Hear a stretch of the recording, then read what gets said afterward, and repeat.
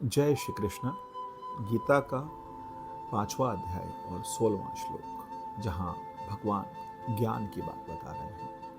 पूरी गीता में भगवान ने सबसे ज़्यादा जो महत्व दिया है वो ज्ञान को दिया है। भगवान स्वयं कहते हैं, नहीं ज्ञान सदृश, ज्ञान के सदृश कोई भी परम तत्व या फिर आत्मा तत्व और या फिर अमृत तत्व नहीं है।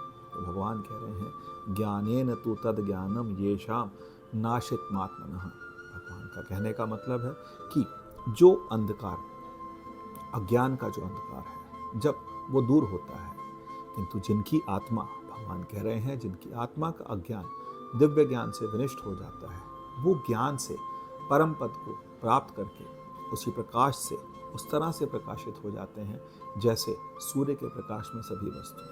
आप ये समझिए, ऐसा समझिए कि जैसे संसार जो है, कभी अपराध के समय जाएं और रास्ते में रस्सी पड़ी हो, तो वो रस्सी देख करके आपको क्या लगता है कि वहाँ जरूर सांप होगा। रस्सी में आपको सांप नजर आता है, अंधेरा हो तब।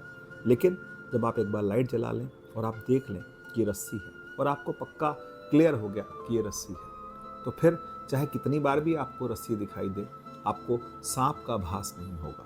उसी हिसाब से भगवान स्वयं कह रहे हैं कि जिस दिन अज्ञान दूर हो जाता है और ज्ञान का प्रकाश मनुष्य में आ जाता है, उसके बाद उसका जीवन जो है वो सफल हो जाता है। उसको फिर दोबारा से अज्ञान नहीं होता, फिर वो पूर्णतः ज्ञान में ही जीता है। यहाँ हमको समझना है, कभी कभी हमें दिखता है कोई पेड़ है, पुराना पेड़ है, तो पुराने पेड़ के पास हमको दिखता है कि वहाँ ठूंठ से कोई झांक रहा है, कोई व्यक्ति खड़ा है, कोई भूत खड़ा है। लेकिन जब रोशनी हो जाती है, दिन हो जाता है, तब हम देख लेते हैं कि वो ठूंठ है, वो पेड़ का ही कुछ भाग टूटा हुआ है, वो सच में कोई झांक नहीं रहा। फिर रात में कितनी बार भी अंधेरा हो, कितना भी अंधेरा हो, हमें ये स्पष्ट हो जाता है। इसी तरह से ये संसार है।